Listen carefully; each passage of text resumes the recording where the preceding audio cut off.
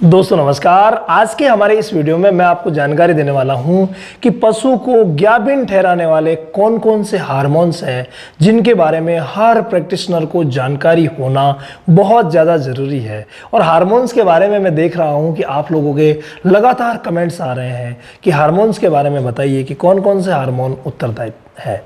तो आज के इस वीडियो में हम लेते हैं कुछ हार्मोन्स जो कि मेनली जो रिप्रोडक्टिव सिस्टम है, जिनसे पशु हीट में आता है, ज्ञाबिन ठहरता है, उनको रेगुलेट करते हैं, वो कौन कौन से हैं। आप इस पिक में देखिए, थोड़ा जूम कर देता हूँ इसको।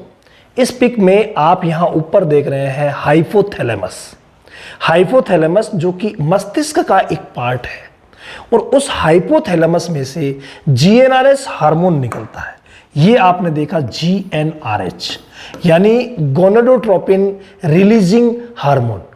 खुद कुछ नहीं करेगा, ये क्या कह रहा है, GnRH यानी गोनाडोट्रोपिन रिलीजिंग हार्मोन, यानी गोनाडोट्रोपिन जो हार्मोन है उनको रिलीज करने वाला हार्मोन यहां से निकलेगा हाइपोथैलेमस में से। और गोनाडोट्रोपिन कौन कौन से हैं फ्रेंड्स? गोनाडोट्रोपिन दो प्रकार के हैं, एक LH है और एक है FSH। LH मतलब ल्यूटिनाइजिंग हार्मोन, FSH मतलब फोलिकुलर स्टिमुलेटिंग हार्मोन, यानी फोलिक्यूल्स स्टिमुलेटिंग हार्मोन।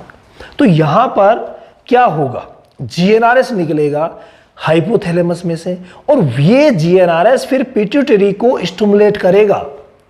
पिट्यूटरी को स्टिमुलेट करके अपना काम करेगा। अपना काम क्या? गोनाडोट्रोपिन्स को निकलवाना, और तब जाकर के पिट्यूटरी स्टिमुलेट होगी।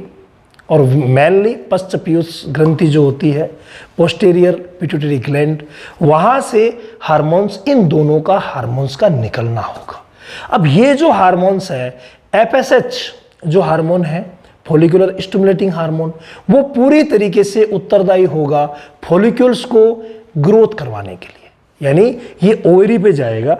अगर हम इस पिक को वापस वहीं लें, पूरी पिक ले लेते हैं एक बार के लिए, तो ये कहाँ जाएगा, ये जाएगा ओवेरी के ऊपर इफेक्ट करेगा, और ओवेरी में जो फॉलिक्यूल बन रही है उस फॉलिक्यूल को परिपक्व करने का काम करेगा। उसके बारे में मैं आपको अगले वीडियो में जानकारी दूंगा।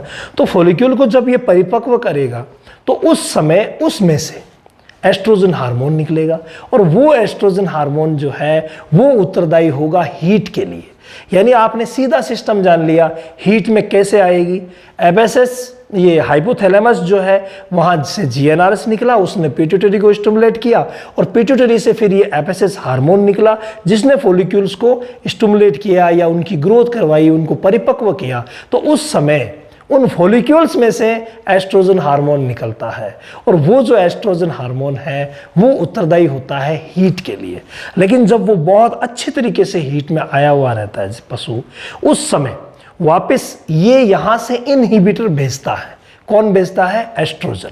तो एस्ट्रोजन इनहिबिटर भेजता है पिट्यूटरी के पास, और उन्हें बोला जाता है कि अब आप FSH को तो कम करें और ल्यूटिनाइजिंग हार्मोन यानी LH को स्त्रावित करवाएं। तो LH जब निकलेगा तो जो फॉलिक्यूल्स परिपक्व हुई है, उस फॉलिक्यूल्स को, परिपक्व फॉलिक्यूल्स में से अंडा निकालने के लिए, जिस प्रक्रिया को क्या कहते हैं हम, ओव्यूलेशन।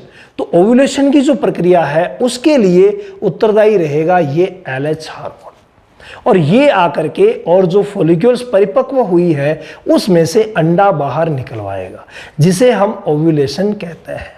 और जब अंडा बाहर निकल जाता है, जैसे मान लीजिए ये अंडा है, और ये अंडा जब बाहर निकला तो इस प्रकार का एक गड्ढा, अंडा तो बाहर निकल गया लेकिन इस प्रकार का एक गड्ढा यहां पर छोड़ जाएगा ओवेरी के ऊपर, और इसी गड्ढे को हम कहते हैं कार्पस ल्यूटियम।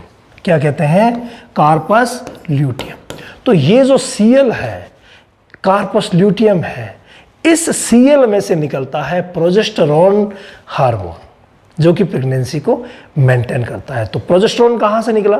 सीएल में से, ठीक है। और एस्ट्रोजन कहां से निकला? जिसे E2 भी बोला जाता है, एस्ट्रोजन को E2। तो एस्ट्रोजन कहां से निकला? जो फॉलिक्यूल्स ग्रो हो रही थी, यानी कि जो फॉलिक्यूल परिपक्व हुई थी, उस समय उसमें से एस्ट्रोजन निकला, जिसने फिर पिट्यूटरी को स्टिमुलेट करके और फिर से पिट्यूटरी को संदेश भेजा कि एलएच को निकाला जाए। हालांकि एलएच जो निकलता है वो निकलता तो जीएनआरएच के इन्फ्लुएंस में ही है, लेकिन यहां से संदेश जो है वो एस्ट्रोजन द्वारा एक विशेष इनहिबिटर के थ्रू भेजा जाएगा और फिर एलएच निकलेगा और एलएच ने आकर के इतना काम किया। ये सारा वर्कआउट जो है वो होता है ओवेरी में। जितने भी हार्मोन्स है ये इस प्रकार से एक दूसरे को ये रेगुलेट करते हैं और जो ओव्यूलेशन चलता है, जो एस्ट्रस साइकिल चलता है, उसे रेगुलेट करते हैं। फ्रेंड्स, ये जो एस्ट्रस साइकिल कंप्लीट कैसे चलेगा, अंदर से क्या क्या चीज़ें आएगी करेगी, यहाँ पर हम क्या है कि जो ऑर्गन्स होते हैं उन पर ब्लड लगा रहता है, इस वजह से हम दिखा नहीं सकते।